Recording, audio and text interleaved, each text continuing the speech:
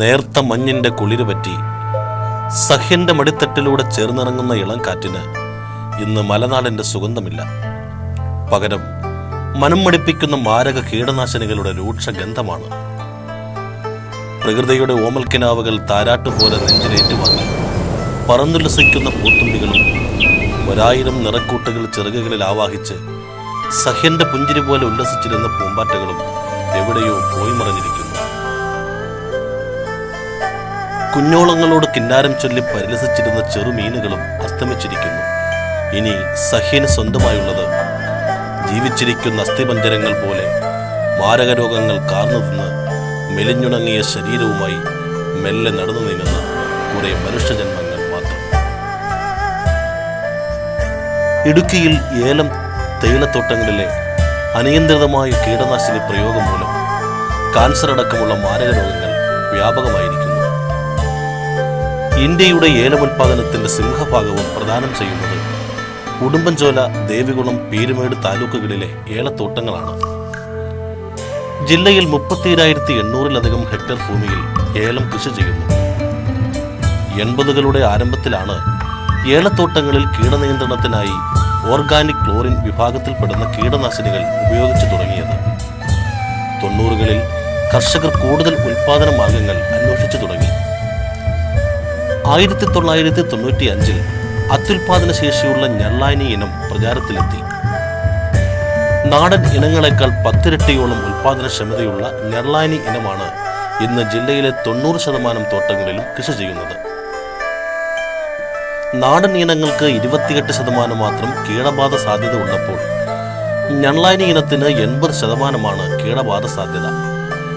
ഇതോടെ വർഷത്തിൽ 7 പ്രാവശ്യം മാത്രമേ ഉപയോഗിക്കാൻ പാടുള്ളൂ എന്ന കർശന നിർദ്ദേശമുള്ള ക്ലാസ് 1 വിഭാഗത്തിൽപ്പെട്ട കീടനാശിനികൾ 25 ദിവസത്തിൽ ഒരിക്കൽ എന്ന നിരക്കിൽ ഉപയോഗിക്കാൻ തുടങ്ങി.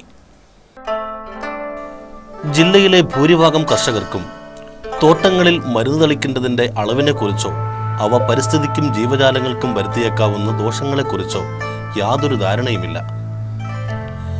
ജില്ലയിൽ 17% കർഷകർക്ക് മാത്രമാണ് കീടനാശിനി ഉപയോഗിക്കേണ്ട അളവിനെക്കുറിച്ച് എന്തെങ്കിലും അറിവുള്ളത്. 5% കർഷകർക്ക് മാത്രമാണ് കീടനാശിനികളുടെ മാരക സ്വഭാവത്തെക്കുറിച്ച് അറിവുള്ളത്. 42% കർഷകരും 2 അതിലധികമോ കീടനാശിനികൾ കൂട്ടിച്ചേർത്താണ് ഉപയോഗിക്കുന്നത്. അശാസ്ത്രീയമായ ഈ കൂട്ടിയോജിപ്പിക്കൽ കീടനാശിനികളുടെ രാസഘടന മാറ്റിമറിച്ച് പ്രവചനാതീതമായ ദുരന്തത്തിന് വഴിതെളിക്കും. സെന്റർ ഫോർ ഡെവലപ്മെന്റ് സ്റ്റഡീസും ഇടുക്കി ജില്ലാ ജൂനിയർ റെഡ് ക്രോസ് സൊസൈറ്റിയും ജില്ലയിലെ ഏലമനക്കാടുകൾ കേന്ദ്രീകരിച്ച് നടത്തിയ പഠനത്തിൽ ആശ്ചര്യകരമായ വസ്തുതകളാണ് കണ്ടെത്തിയിരിക്കുന്നത്. വികസിത രാജ്യങ്ങളിൽ വർഷങ്ങൾക്ക് മുൻപ് തന്നെ നിരോധിച്ച കാർബോഫ്യൂരിൻ, എമിസോൺ, എത്തിഫോൺ തുടങ്ങിയ മാരക കീടനാശിനികളും ഈ മേഖലയിൽ സുലഭമാണ്.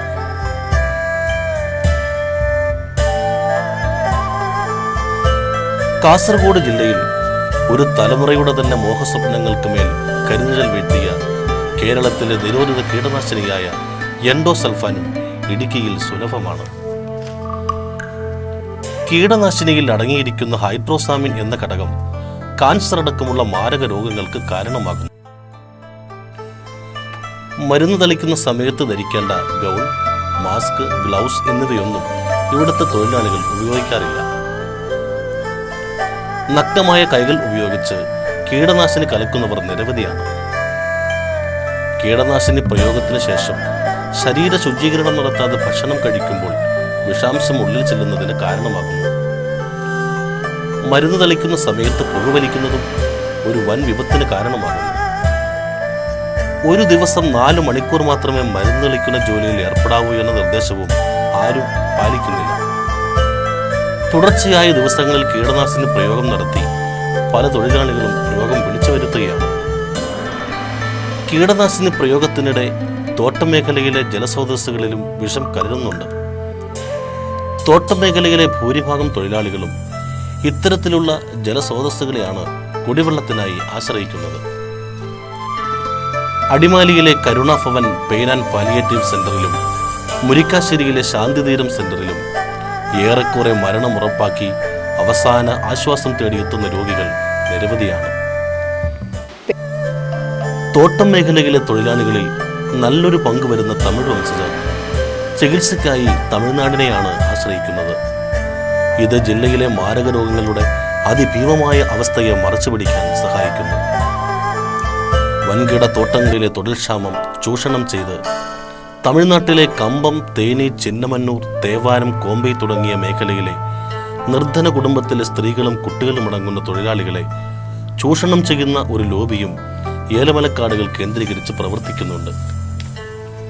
കുറഞ്ഞ കൂലി നിരക്കിൽ നിർധന കുടുംബങ്ങളിൽ നിന്നെത്തുന്ന താൽക്കാലിക തൊഴിലാളികൾ കീടനാശിനി പ്രയോഗം പോലുള്ള ജോലികൾ കൂടുതൽ സമയം ചെയ്യാൻ നിർബന്ധിതമാവുന്നു.